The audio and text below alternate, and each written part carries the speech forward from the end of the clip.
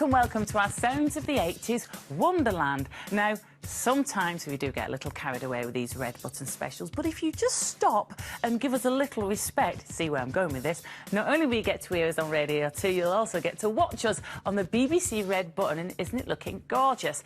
This week in some kind of heavenly action, yes, I'll get there eventually, we're going to be joined by Andy Bell, Vince Clarke, of course, Erasure, and they're going to talk all about their 80s. But first, you know what, I've got some new neighbours moving in upstairs. Now, they seem like lovely young men, but they've been making a right racket recently, oi! At work. Now, the Erasure menfolk are here, but first, let's just rejoice at Vince and Andy in action.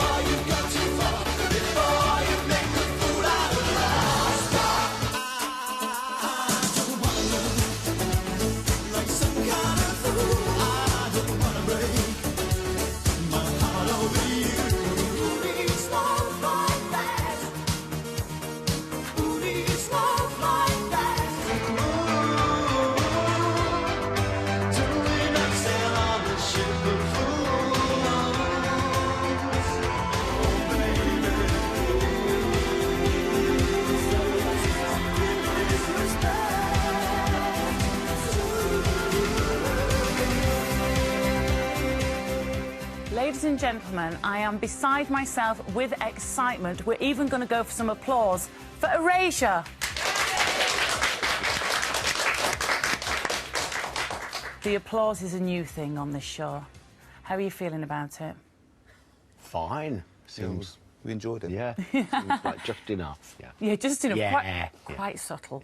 Yeah. Vince Clarke, Andy Bell, I've interviewed you separately for Sounds of the 80s, but now together. We are going to take you back to the beginning. Depeche Mode, Yazoo, you'd already had lots of success, Vince, when you put the advert into Melody Maker for a vocalist to work with.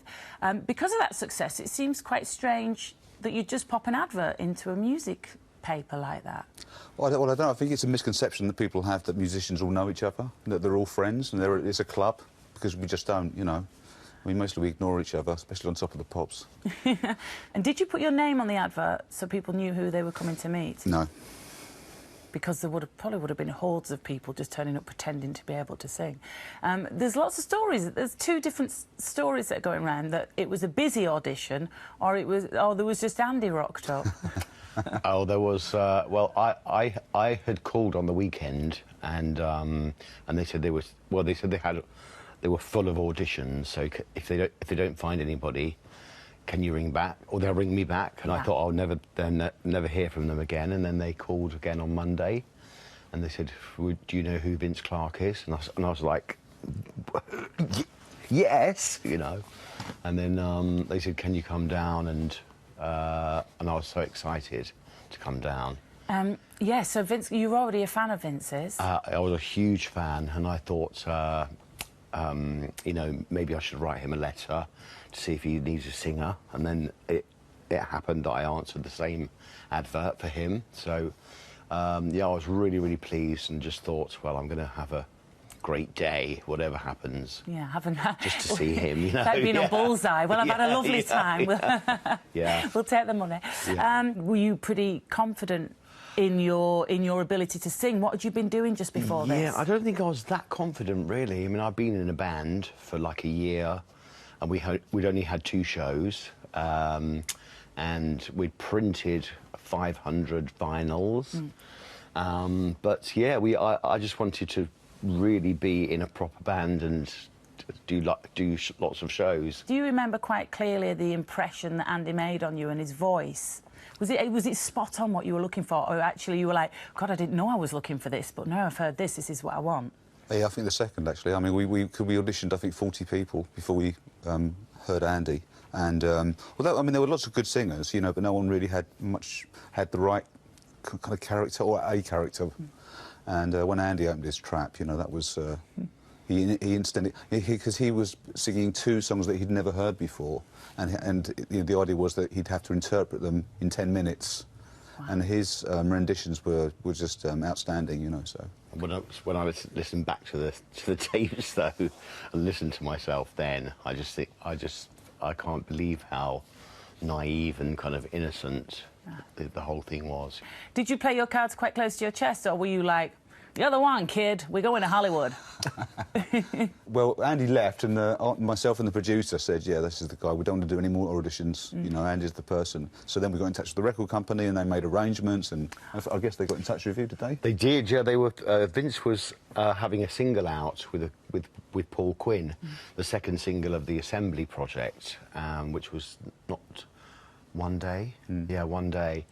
And I must admit, I was saying, please be a flop for this single, only because I thought I might not get the job if that took off. Of course. And but it did quite well. But then they said, oh, would you like the job with Vince, working on the whole album for Wonderland? And I said yes, you know. And they put me on a retainer for a while, so I wouldn't go away.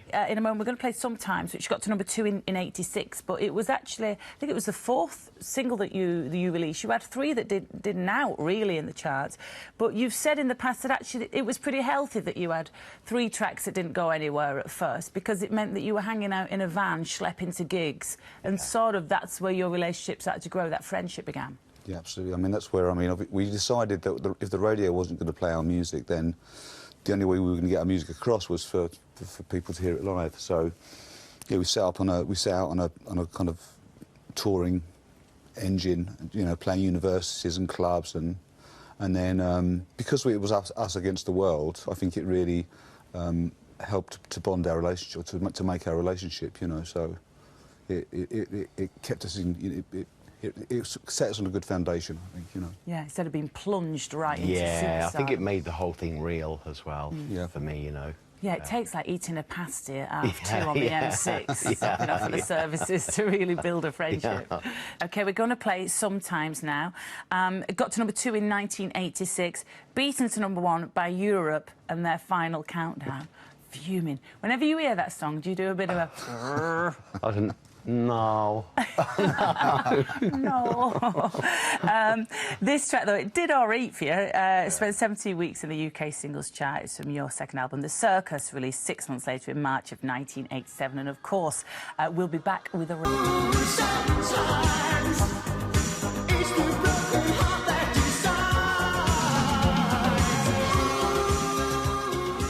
Such a great video. How do you feel? I mean, Vince, were you looking at the carpet on purpose, though? Were you trying to avoid looking at yourself from all those years ago? Well, it's a bit embarrassing, yeah. Is it really? Do you really think it's... I think you look so cool, though. You're just there with your guitar being cool. I don't know, you know. Sometimes I show my son videos, because he doesn't believe what I do or really understand what I do, and he doesn't like them either. Oh, no, really? How old is he? 11. So you grounded? Well, you know, he thinks... he comes to my studio sometimes and he listens to something I'm doing and he just says, well, I could do it better. Oh, good. It's got that go-get-'em attitude, at least. Yeah. It's really like kids to bring you back down to earth. When you get off stage, it's like, woo! Yeah. Sometimes if I've done something exciting on telly and then I get a text through from my family, oh, well done, that was great, and then there'll be one from my husband going, we need milk. Oh, yeah. Right, fine. We're going to play a little Respect now, got to #4 in 1988. Oh, before we do that, please, can we have a little look at... We've just got a picture of you in the most incredible outfit. Have you any idea what it might be? There have been many over the years. Rubber leotard? It is a rubber leotard. Yes, here we go. It's Montreux Festival from 1987. Tell us about... Tell us about the process that leads to popping on a rubber leotard. Well, that was literally... We were going on tour and I had nothing to wear, so went round then Kensington Market. Yeah. Saw this store with all this rubber costumes and things, and I thought, I'll just have that and have that. That'd be really easy to... You know, you can just rinse it out. Oh, my gosh, I mean, look, you nearly had my eye out then when I looked round. And they were very good. They lasted forever, so it was quite a... Are they somewhere in some museum of pop? No, they did rot. They rotted. Yeah, no. Later on, the sparkling cowboy Diamante, that's in the rock and roll Nice. In like the Rock Hall of Cafe Fame or Rock something, Law. yeah, Nice. Vince, was he ever like, it was 2 for 1? Well, you know, it's. I mean, Andy started, you know, trying different costumes on from the very beginning, and I just thought it was fantastic. I mean, I thought it was really fantastic. I mean, there were only 4 of us on stage, and you know, we didn't have like a guitarist leaping around. Andy was like larger than life with all this gear on, so you know, it just suited. It just worked out really well. It's great that you embrace it like that. I love it. We did drag DJing like in the 90s. Yeah. Nobody knew who we were. We were just going around and to all these places. Oh, fantastic. Yeah. Were you both dragged up as well? Was it fun? It was fun, great, yeah. wasn't It was, it? yeah, Really like good. being anonymous. And were you in a heel? Were you rocking a heel as well? Yeah. Yep. Gosh, how was that? It was fine, yeah.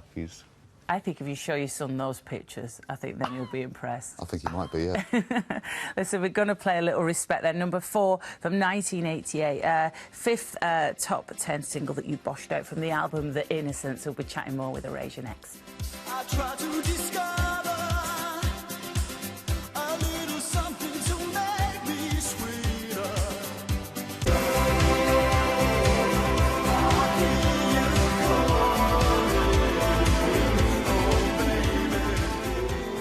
Enjoying the intense look there down the camera. Did you enjoy making videos? Is it a process that you embraced, you two? I think for a certain time, yes. I think probably maybe for 20 years it was good fun, but then it kind of wears itself out after a while. So we're going to have a listen then to the new single Love You to the Sky. Been playing it quite a bit on radio too. No video for this. Refused to make a video because you just feel like... It's too much money. Yeah, you don't need to. Just get your music out there. So you happy with this album? Yeah, really happy. Yeah. How does it feel? Does each album have its own personality and its own sort of vibe? Well, I think so. I mean, you know, this, as I said earlier, the album this time I think is more atmospheric than previous ones, and there's a lot more slower songs because we're getting older.